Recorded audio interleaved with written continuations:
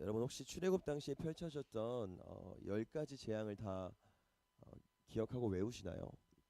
예전에 저희 중고등부 아이들한테 물어봤었는데 순서는 잘 모르지만 그래도 꽤 많은 숫자의 재앙을 알고는 있더라고요. 그럼 어저께 첫 번째 재앙인 피재앙이었으니까 오늘은 무슨 재앙이 나올까요? 오늘은 개구리 재앙입니다. 네, 여러분 이 본문이 아마 익숙하실 거고 출애굽 내용들을 어느 정도는 그래도 꿰고 계실 텐데 자세히 보면 생각보다 우리가 잘 몰랐던 부분들이 참 많이 나와요. 여러분 피재앙을 일으킬 때 어떤 강을 쳐서 피를 만들었죠?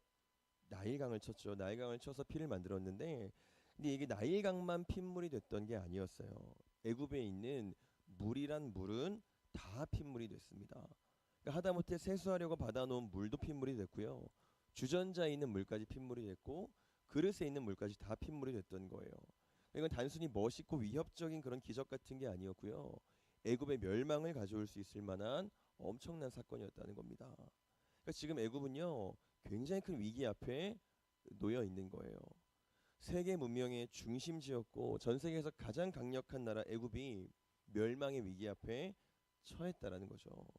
그리고 두 번째 재앙이 오늘 이제 펼쳐지는데 제가 두 번째 재앙이 뭐라 그랬죠? 개구리 재앙이에요.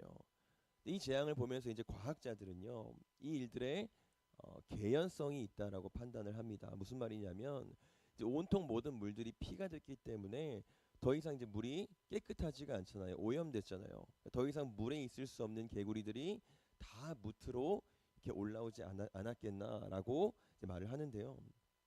뭐 그럴 수도 있죠. 근데 그렇다고만 설명하기에는 여러분 어릴 때 개구리 이렇게 잡아 보셨죠? 잡으려고 하면 쉽게 잡히나요? 개구리는 보통 사람을 굉장히 두려워하고 피하기 때문에 잡기가 쉽지가 않아요. 근데 오늘 이 재앙 속의 개구리들은 사람한테까지도 막 기어오릅니다. 그러니까 일반적인 자연 현상이라고 하기에는 좀 무리가 있다라는 거죠. 근데 사실 이런 것들을 따지는 게 별로 중요한 건 아니에요. 이 사건이 뭐 초자연적이든 아니면 과학적 개연성이 있는 그런 자연적인 현상이든 이게 중요한 게 아니고요. 이 일을 통해서 하나님이 지금 뭘 말씀하시느냐가 중요한 거예요. 그러니까 우리는 가끔 이제 꿈을 보기도 하고 뭐 환상을 보면서 영적 체험을 할 수도 있고 또 아니면 뭐 다양한 자연 현상을 보면서 신비함을 느낄 때도 있는데요. 그 현상 자체가 별로 중요한 건 아니라는 겁니다. 제가 예를 들어 드릴게요. 만약에 제 꿈에 오늘 하나님이 나타나셔서 너 오늘 교회 가서 그 사람과 좀 화해해라. 그 싸웠던 형제랑 좀 화해하라 하셨어요. 근데 이건 너무 환상적인 경험이잖아요. 무려 꿈에 나오셔서 우리 하나님이 직접 말씀하셨으니까 얼마나 임팩트가 있어요. 여러분 잘 생각해 보세요. 이게 꿈으로 나타나신 게 아니어도 그냥 성경만 봐도 이건 애초에 하나님 뜻인가요, 아닌가요? 하나님 뜻이잖아요. 신비하고 초자연적인 현상이 없어도 싸웠으면 화해하는 게 당연한 주의 뜻이에요. 근데 우린 자꾸만 현상에 집중을 하고 현상을 기다린다는 거예요. 현상은 중요한 게 아니고요.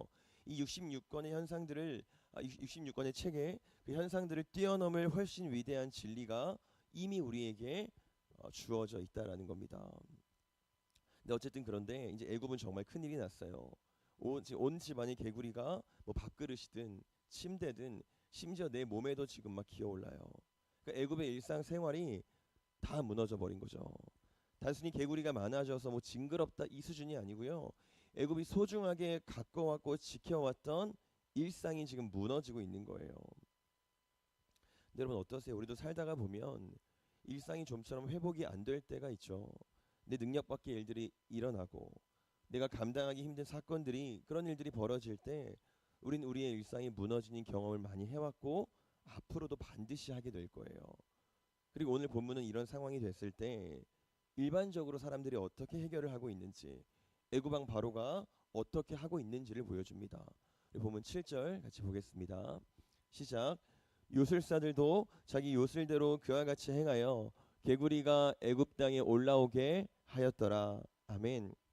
이제 개구리가 막 대량으로 발생을 하니까 바로의 술사들, 요술사들이 이 정도 아무것도 아니다. 우리도 얼마든지 할 수 있다. 저 정도는 요술 축에도 끼지 못한다 하면서 진짜로 그 일을 이루어내요.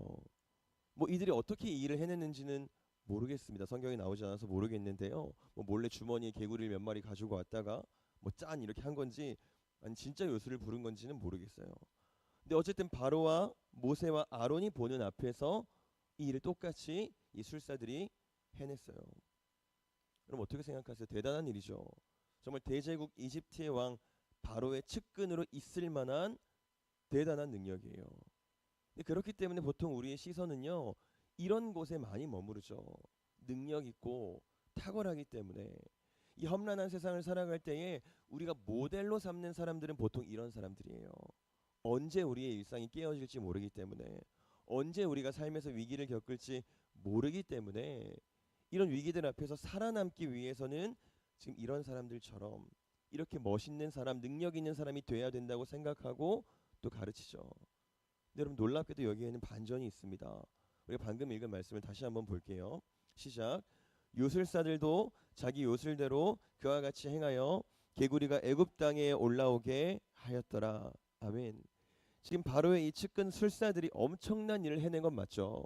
정말 기적 같은 일들을 행했잖아요. 근데 정작 이 일이 지금 애굽에 닥친 문제를 해결하는 데 도움이 됐나요? 안 됐나요? 멋은 있어요. 대단해 보이는 것도 맞아요. 능력이 있는 것도 맞는데 근데 그렇게 해서 이 문제가 해결이 됐냐는 거죠. 그럼 바로 왕의 입장에 한번 되어 보세요. 엄청 짜증나지 않았겠어요? 지금 온 세상에 이미 개구리가 판을 치고 있는데 이 술사들이 몇 마리 더 거기에다 지금 추가한 거예요. 몇 마리 줄여줘도 지금 모자랄 판에 더 추가해 버린 겁니다.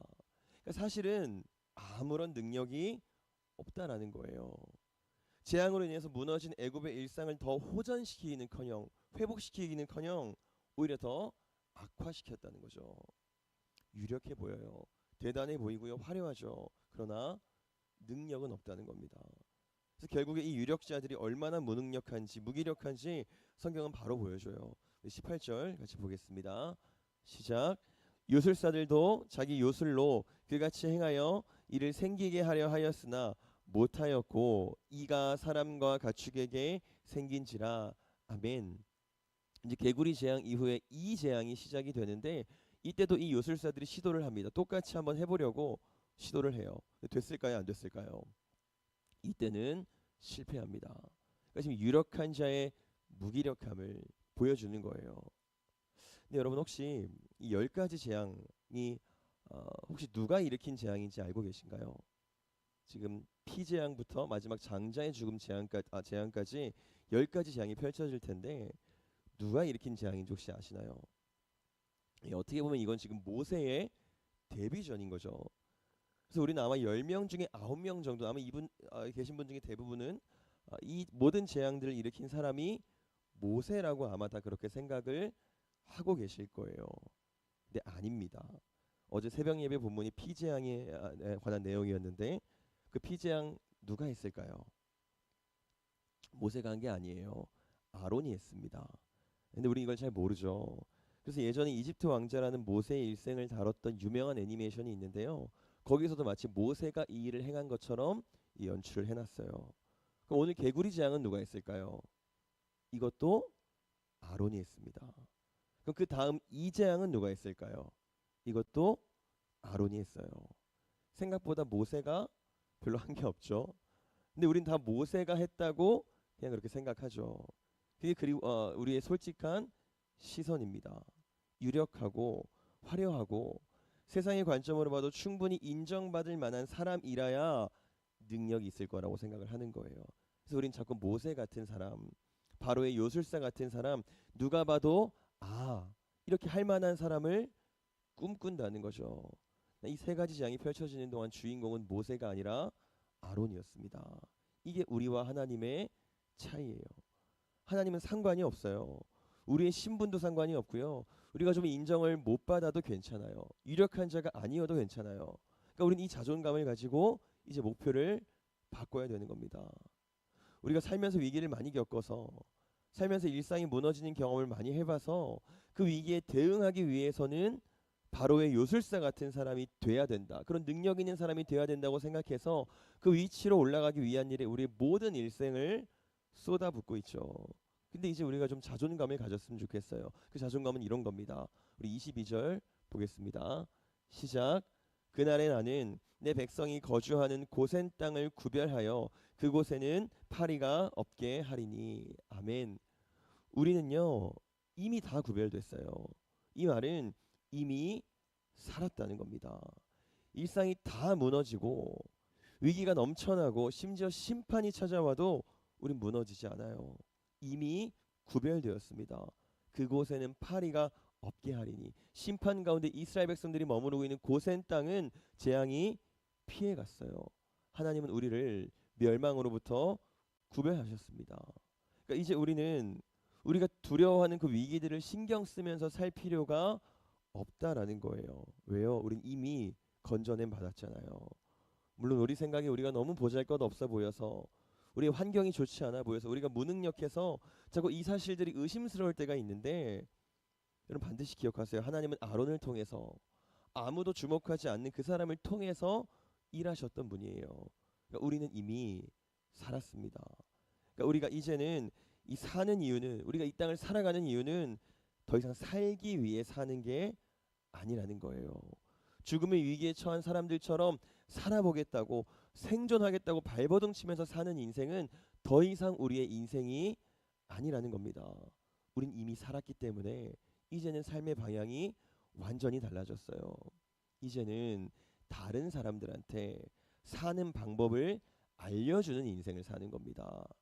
다른 사람들한테 생존하는 방식을 증거하는 그 일에 몰두하면서 사는 게 저와 여러분의 인생이라는 거예요. 그 자존감이 우리에게 넘쳐나길 바랍니다. 저와 여러분은 늘 살면서 항상 눈에 보기에 탐스러운 것들을 좋아해요. 이건 아담 때부터 어쩔 수 없는 우리에게 있는 본능입니다. 그러나 여러분 기억하셔야 돼요. 아무리 위대한 영적 체험도요. 늘 우리 주변에 정말 굴러다니는 흔하게 굴러다니는 그 성경의 권위를 절대로 뛰어넘지 못합니다. 마찬가지예요. 화려한 바로의 술사도 하나님이 쓰시고자 했던 평범한 아론을 넘지 못하는 거예요. 우리는 그렇게 구별된 사람들입니다.